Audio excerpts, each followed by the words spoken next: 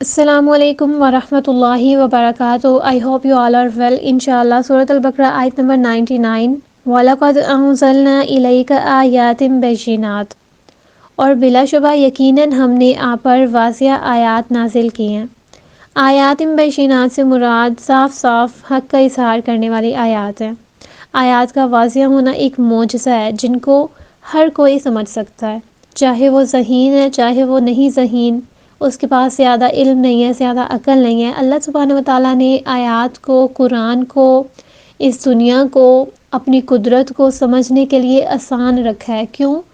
کیونکہ انسان کے اندر بائی ڈیفالٹ فطرت موجود ہے، فطرت اسلام موجود ہے.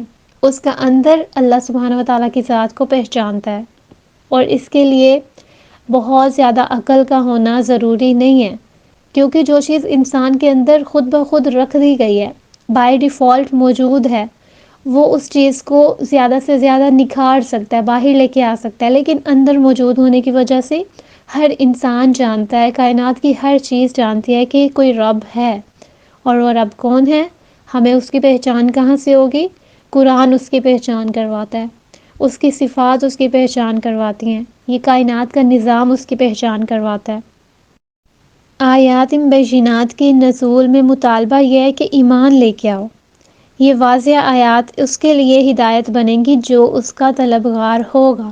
جو جتنی طلب رکھے گا اس کو اتنی ہی ہدایت ملے گی. وَمَا يَكْفُرُ بِهَا إِلَّا الْفَاسِقُونَ، اور ان آیات کا انکار کون کرتے ہیں؟ وہ جو فاسق ہیں، اور اس کا انکار فاسقوں کے سوا کوئی بھی نہیں کرتا. جو اللہ تعالیٰ کی آیات بینات کا انکار کرتا ہے اس پر حجت قائم ہو جاتی ہے. حجت قائم ہو جانے سے مراد یہ ہے کہ اس کے لیے پھر سزا ہی سزا ہے. یہ آیات اپنی دلائل کے ساتھ واضح ہیں، اپنی وضاحت کرتی ہیں، ایسا بلند مقام رکھتی ہیں کہ کوئی اس کا انکار کر نہیں سکتا سوائے فاسق کے، جو اللہ سبحانہ و تعالیٰ کی اطاعت کے دائرے سے نکل جاتا ہے، جو تکبر کرتا ہے. آخرت کی نجات کا انحصار نیک کاموں کی بجائے کس چیز پر ہے؟ بے عملی میں تلاش کرنے سے کوئی فائدہ نہیں ہوگا. جب تک آپ عمل نہیں کریں گے آپ کا قول آپ کو کوئی فائدہ نہیں دے گا. اللہ تعالیٰ کا کلام عمل کی پکار ہے. جب بھی پہلی قوموں پر زوال آتا تھا تو کس وجہ سے آتا تھا؟ کہ ان کے جو افراد تھے وہ اپنے پاس موجود مقدس کتاب کو، مقدس کلام کو، اس کو لکھ لیتے تھے، اس کو یاد بھی کر لیتے تھے، زبانی بول بھی لیتے تھے، اور اس کو کیا سمجھتے تھے کہ یہ ہر قسم کی برکتوں کا نسخہ ہے، یعنی ہمارے لیے جو بھی برکت ہے وہ اسی کی بنا پہ ہے. لیکن اس کو سمجھتے نہیں تھے، اس پر عمل نہیں کرتے تھے. زبان سے محض چند الفاظ ادا کر لینا جنت حاصل کرنے کے لیے کافی نہیں ہے. جنت کب حاصل ہوگی؟ جب آپ کو اس پر عمل کرنا آئے گا. جو لوگ بھی محض زبان کی بدولت، محض اس کو پڑھ لینے کی بدولت سمجھتے ہیں کہ ہمیں جنت مل جائے گی، وہ پھر کلام کے ذریعے سے مال بھی حاصل کرتے ہیں، اسی طرح دنیا حاصل کرنے کی کوشش کرتے ہیں، جسے چاہا اس کو استعمال کیا اور اس کے بدلے میں پیسے کمائے. جیسے کہ بہت سارے معاشرے میں علماء، سو کالڈ علماء جو ہیں وہ اسی طرح سے پیسے کماتے ہیں. اور پھر اسی طرح سے بزرگوں سے عقیدت رکھنا، اور اتنی عقیدت رکھنا کہ اس میں غلو کا شکار ہو جانا. غلو بولتے ہیں کسی کو اس کے مقام سے زیادہ بڑھا دینا، یعنی یہ سمجھنا کہ چلو ٹھیک ہے وہ تو زمین کے نیچے ہیں لیکن ہم ان کو کیا سمجھتے ہیں کہ وہ زندہ ہیں، ہمیں سنتے ہیں، ہمارا جواب دیتے ہیں، ہماری سفارشیں کرتے ہیں. اس طرح ہم کیا سمجھتے ہیں کہ جن سے بھی عقیدت رکھی جاتی ہے نا، ان کے ہم کیا سمجھتے ہیں کہ ان کی جو روحیں ہیں نا ان کے ساتھ تعلقات قائم ہیں، وہ ہمارے دنیا کے مسائل کو حل کرتے ہیں. اسی طرح وظیفوں پر اتنا یقین رکھنا کہ جو لفظ بول رہے ہیں اس کا تو پتہ ہی نہیں ہے کہ کیا بول رہے ہیں. فرض کریں آپ انگلش ہے، ٹھیک ہے، آپ کو پڑھنا آتی ہے لیکن سمجھنا نہیں آتی، تو آپ اس کو سمجھے بغیر اس کا پیپر حل کر لیں گے؟ کس طرح سے کریں گے؟ جسٹ رٹا بازی کریں گے، اور رٹے بھی کب تک چلتے ہیں؟ اگر وہاں کوئی اور چیز آ جائے تو آپ نے تو جس چیز کا رٹا لگایا تھا صرف وہی آتی تھی، وہاں کوئی اور کویسچن آ جائے تو آپ کیا کریں گے اس کا؟ یہ کلام اسی طرح سے ہے، اس کو پڑھ لینا کافی نہیں ہے. آپ کو جب تک اس کی سمجھ نہیں ہے، آپ کو جب تک اس کا ترجمہ معلوم نہیں ہے، آپ کے وظیفے کس کام کے ہیں؟ ہم کس طرح سے لیتے ہیں ان وظیفوں کو؟ جسٹ تسبیح پھیرنے کے لیے، گننے کے لیے، اتنا بار ہو گیا ٹھیک ہے کام ہو جائے گا. لیکن اتنا تو پتہ ہی نہیں ہے کہ ہم نے پڑھا کیا ہے، جو پڑھا ہے اس کا مطلب کیا ہے، اس کو سمجھا ہی نہیں ہے۔ تو بزرگوں سے عقیدت رکھنے کے بعد اس لیے کی ہے کہ اس کا یہ مطلب نہیں ہے کہ وہ نیک لوگ نہیں تھے، بلا شبہ وہ نیک لوگ تھے، لیکن ہم نے جو ان کی تعلیمات بنا لی ہیں، یہ تعلیمات انہوں نے نہیں دی تھی۔ اگر ہم ان کی ہسٹری چیک کریں تو ہمیں پتہ چلے گا وہ تو اللہ سبحانہ وتعالیٰ کے اس قدر نیک بندے تھے کہ لوگوں نے اس کے بعد ان کو ہی معبود بنانے کی کوشش کر دی، لیکن انہوں نے ایسی کوئی بھی تعلیم نہیں دی تھی۔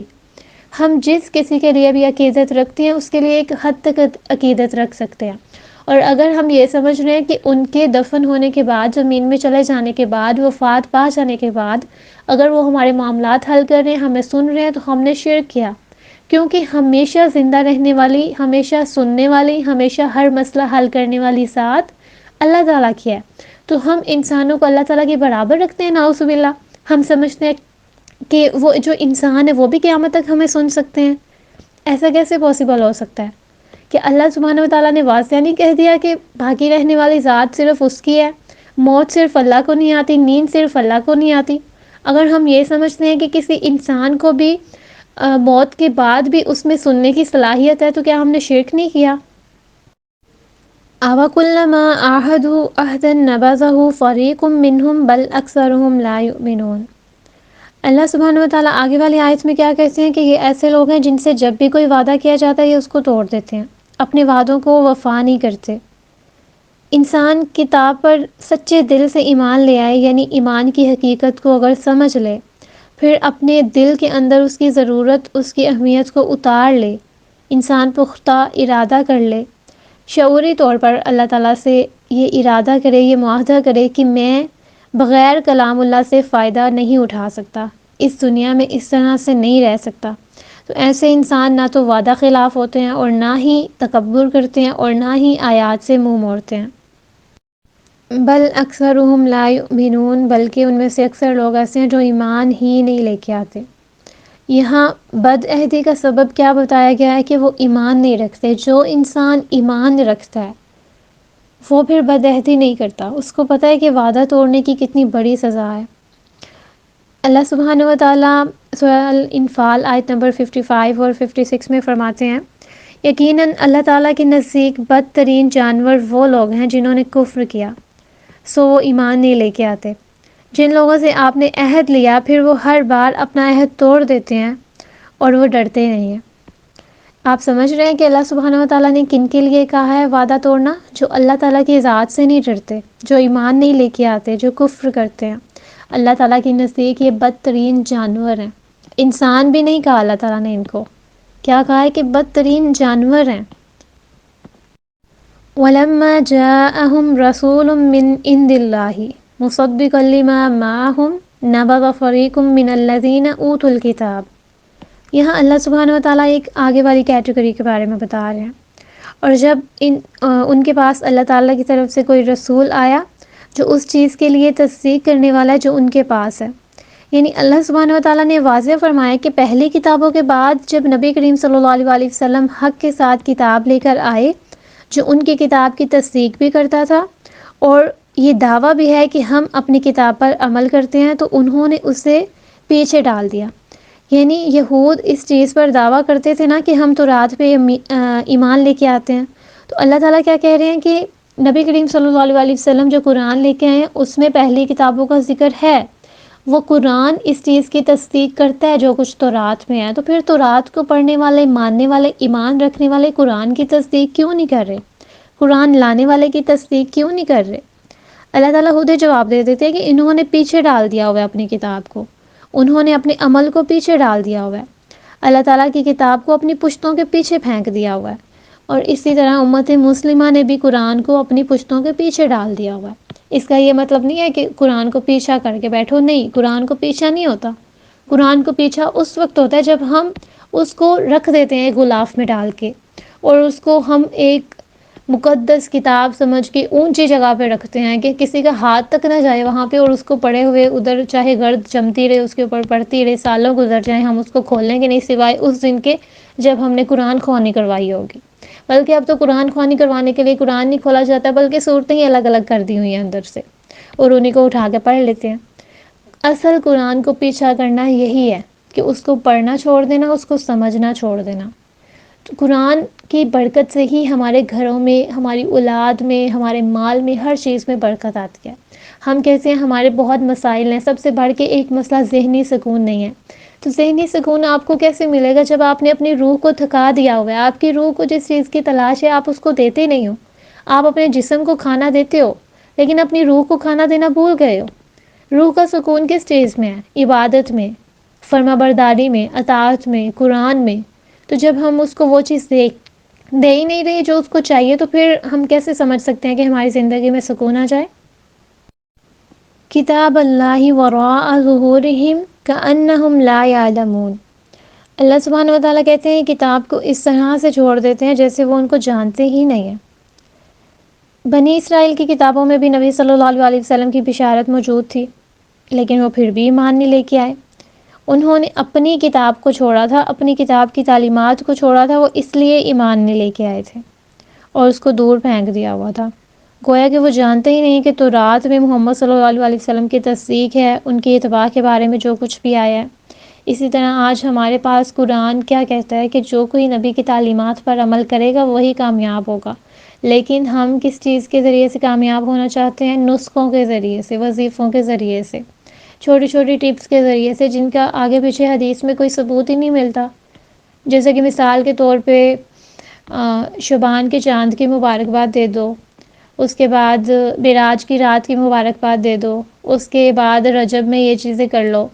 ہم نے کبھی تحقیق کی ہے کہ یہ ساری چیزیں سنت سے ثابت ہے؟ ویسے ہم خود کو مسلمان کہتے ہیں نا، اور مسلمان ہونے کا کیا مطلب ہے؟ فرما بردار ہونا۔ تو ہماری فرما برداری یہ ہے کہ ہم وہ والے کام کریں جو کہ ہمیں بتائے ہی نہیں گئے، جن کے ذریعے سے ہمیں عمل حاصل کرنے کی، ہمیں ثواب حاصل کرنے کی کوئی پیشن گوئی کی ہی نہیں گئی۔ کیا ہمارے لیے وہ اعمال، وہ نیکیاں کافی نہیں ہیں جن کے بارے میں ہمیں نبی کریم صلی اللہ علیہ وسلم نے بتا دیا؟ کیا ہم خود سے مزید نیکیاں کرنا چاہتے ہیں؟ ہم بڑھانا چاہتے ہیں ان کو؟ واللہ ایسا کوئی بھی عمل اللہ تعالیٰ کے نزدیک قابل قبول نہیں ہے، بلکہ یہ ساری چیزیں آپ کو گمراہی کی طرف لے کے جائیں گی، اور گمراہی کس چیز کی طرف لے کے جاتی ہے؟ جہنم کی طرف۔ اللہم فقہنا فی الدین، اللہ ہمیں دین کی صحیح والی سمجھ عطا فرما، آمین ثم آمین، جزاکم اللہ خیرا۔